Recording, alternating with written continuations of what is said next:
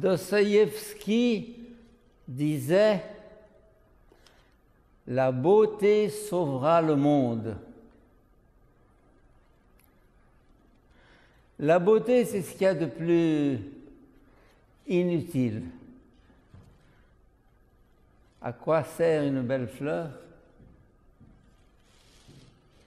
Un beau coucher de soleil, un sourire.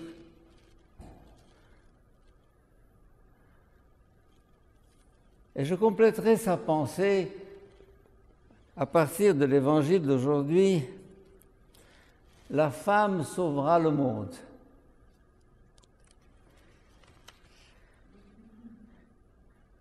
Les 12 l'accompagnaient ainsi que des femmes.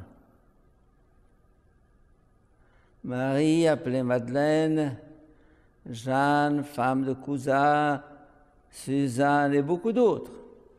On les trouve au début de la vie de Jésus, on les trouve à la fin au pied de la croix, les femmes, les plus fidèles. Un seul parmi les disciples, mais de nombreuses femmes. Nous savons tous le combat pour l'égalité entre la femme et l'homme, et aujourd'hui, je dirais que le Québec est aux premières loges de ce combat qui était indispensable. Comment l'Église de Dieu a-t-elle pu vivre en se privant de la moitié de l'humanité? Fonctionner comme une société machiste, si je puis dire, jusqu'à présent d'ailleurs. Ce n'est pas que je veux flatter les femmes, mais je veux les remettre à leur place, c'est-à-dire leur vraie place. Et quand le féminin aura pénétré dans l'Église, l'Église sera très différente. Si l'Église continue jusqu'à présent, malgré toutes les défections que nous connaissons, malgré l'exode des chrétiens par rapport à la pratique religieuse, rien qu'en France, 300 000 femmes catéchistes. Je ne connais pas les chiffres ici. La femme, en Égypte, je dis que c'est la femme qui sauvera l'Égypte, qui sauvera l'islam et qui sauvera le christianisme d'une certaine manière, parce qu'elle n'a pas encore vraiment donné toute sa mesure, joué son rôle, qui est très différent de celui de l'homme. Ce qui est dommage aujourd'hui, c'est que la femme, pour affirmer son égalité avec l'homme, veut copier l'homme, veut être un homme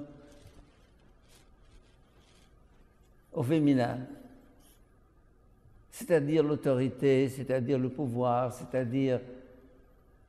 Oui, elle est tout à fait capable. On voit le nombre de femmes, Angela Merkel et tant d'autres. Quand je le vois, par exemple, à la Renaissance, eh bien, Catherine de Sienne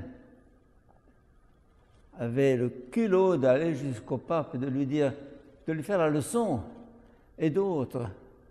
Derrière François d'Assise, il y a Claire. Comme on dit, derrière tout grand homme, il y a une femme. La femme, il faut lire ce qu'en dit Jean Guiton dans son livre sur l'amour humain. La femme, c'est le pôle d'influence et l'homme, c'est le pôle d'autorité. L'autorité, c'est en haut. L'influence, c'est dedans. Et dans toute éducation, finalement, il faut l'homme, bien sûr, mais c'est la femme qui donne les bases. Les grands-mères, en enseignant les petits-enfants, ont permis à la Russie d'émerger à nouveau comme une nation chrétienne. Après 70 ans de communisme dévastateur, les femmes à la maison et dans l'enfance qui est le terreau privilégié pour planter la foi. Elles savent trouver les mots et les occasions. Et repenser l'Église sans y mettre les femmes là où elles doivent être, c'est aller de travers. Je ne pense pas que ces femmes revendicatrices, violentes, hargneuses, que nous trouvons quelquefois dans certains partis politiques ou dans certains courants idéologiques, soient le modèle de la femme.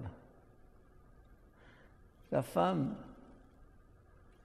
doit accepter son rôle irremplaçable, qui n'est pas celui d'être un homme copié-collé, non. Que l'homme soit homme, et que la femme soit femme, que la mère soit la mère, et que le père soit le père. Sinon, comme on fait aujourd'hui, on mélange tout, et finalement l'enfant est complètement désaxé. Il faut une mère, il faut un pôle féminin. Féminin, c'est la perfection du masculin. Il y a dans l'idée de femme, là encore je cite Jean Guiton de mémoire, l'idée de perfection, l'idée d'unité.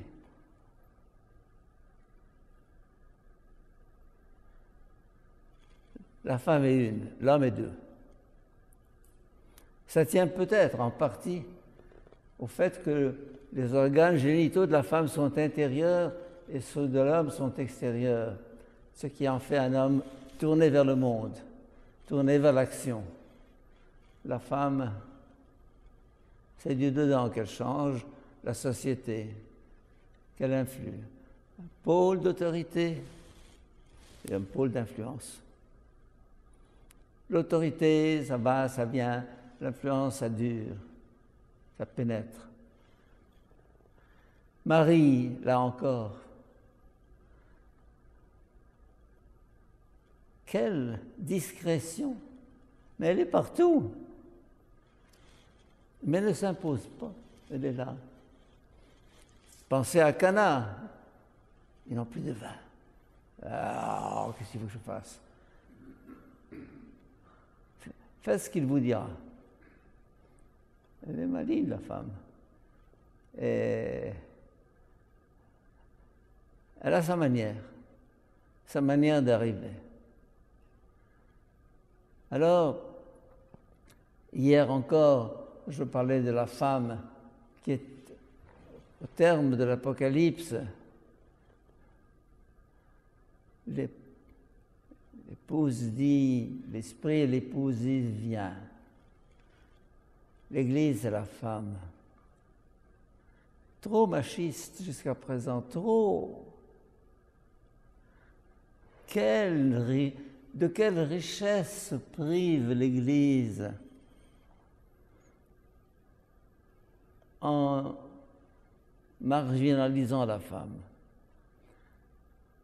Et là encore, les sociétés laïques précèdent l'Église, comme d'habitude d'ailleurs, pour promouvoir la femme.